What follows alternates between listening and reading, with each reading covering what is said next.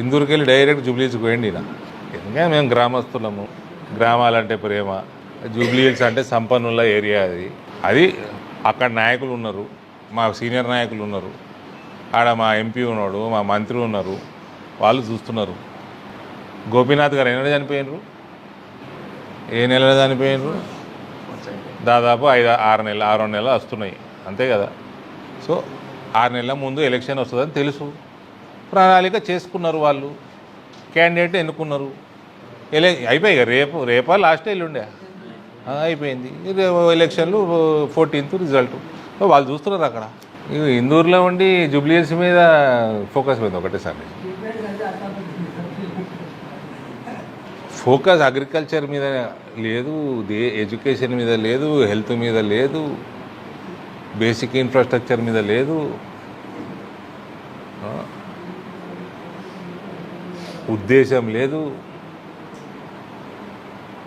Implementation లేదు, intent లేదు, implementation లేదు. ఈ ప్రొక్యూర్మెంట్ కథ కోతలు ఎప్పుడైతే తెలియాలని, కోతలు కాకంటే వారం రోజులు ముందే రెడీ ఉండాలి కదా, స్టార్ట్ కాకంటే ముందు మార్కెట్ యార్డు డెవలప్ చేసుకోవాలి కదా. ఈ కాంగ్రెస్ వాడు మళ్ళా మీకు యాడ్ చేస్తా, కొన్ని సంవత్సరాల క్రితం నూతన వ్యవసాయ విధానాలను తీసుకొచ్చింది కేంద్రం. ఈ కాంగ్రెస్ వాడు దాన్ని కూడా వ్యతిరేకం చేసి, వీడు ప్రొక్యూర్ చేయడు, కేంద్రం ఏమన్నా ఎవరైనా తీసుకొచ్చి ప్రొక్యూర్ చేపిస్తా టైంలీ అంటే అది చేయనీయదు. ఈ కాంగ్రెస్ పార్టీ పరిస్థితి ఇది. మళ్ళా ఈ కొడుకులు వీళ్ళు టీఆర్ఎస్ కొడుకులు ఆనాడు నల్ల చట్టాలు. నువ్వేం బీకినావు రబై?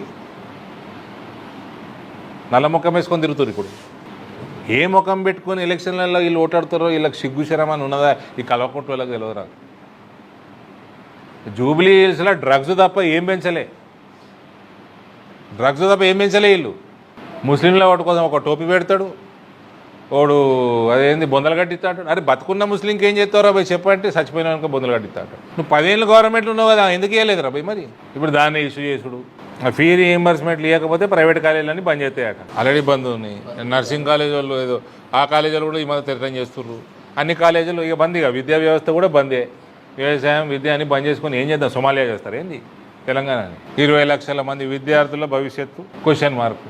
మళ్ళీ ఈ సిగ్గులేని వాళ్ళు పోయి జూబ్లీహిల్స్లో పోయి ఎలక్షన్ అయింది ఓటు అడుగుతారు. ఈ రేవంత్ రెడ్డి ఒక్కడనే టార్గెట్ చేస్తామా? అది కూడా తప్పే. రేవంత్ రెడ్డికి సిప్ప ఇచ్చిపోయిండు. సిప్ప మొత్తం అయ్యా, కొడుకు, అల్లుడు, కోడలు, ఆడు ఇంకోడు వాడు సంతోషరావు. ఆడు ఏమవుతాడేమో వానికన్నా తెలుసు ఆడేమవుతాడో కేసీఆర్. ఈ అందరూ ఆ చెట్ల పైసలు కూడా మిగిలే హరితారం గిరితారం అనుకుంటా, అందులో కూడా కోట్ల రూపాయలు వేసుకపోయారు. గొర్రెలను కూడా ఇచ్చిపెట్టాయి. ఈ పోలీస్ పట్టేలు వచ్చేమని చేస్తారంటే బాబాజీ కట్టులు చూపిస్తున్నాడు. అది కేంద్రము ఒక స్కీమ్ తెచ్చింది. వాళ్ళ ఆలోచనలు చూడండి. పిల్లల ఈ మధ్య గత కొన్ని సంవత్సరాలుగా పిల్లలు పుడుతుంటే గుండెలో చిల్లులు, ఇతర సమస్యలతో పుడుతుంటే న్యూట్రిషన్ డెఫిషియన్సీ తోటి పుడుతున్నారని కర్నల్స్ బియ్యంలో 1% యాడ్ చేసి ఈ మన రేషన్ షాపులలో ఇచ్చే బియ్యం న్యూట్రిషన్ పెంచే కార్యక్రమం ఆల్ చేస్తే ఆ కర్నల్స్లో కూడా దంద చేస్తారు వీళ్ళు, రాష్ట్ర ప్రభుత్వం వాళ్ళు. అందులో కూడా దంద.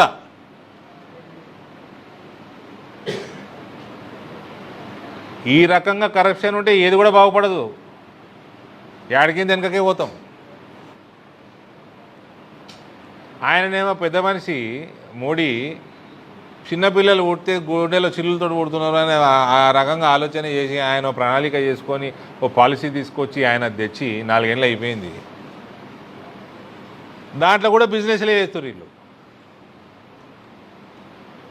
వీడు కేసీఆర్ అంత పాపాత్ముడు, నా భూతో నా భవిష్యత్.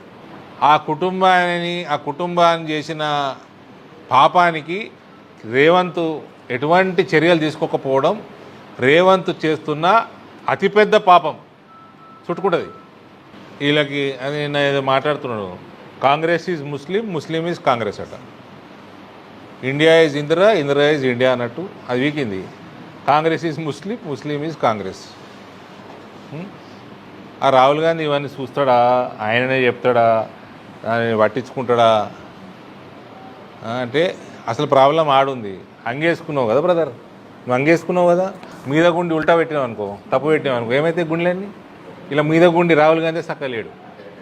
మీద గుండి చక్కగా పెడితే అన్నీ చక్కగానే ఉంటాయి కదా, ఇలా మీద గుండి చక్కగా లేదు, అది బాధ. అది ఆ రాహుల్ గాంధీ అనేటోడు చక్కగా కొట్టి చక్కగానే ఉండదు ఏడుపు.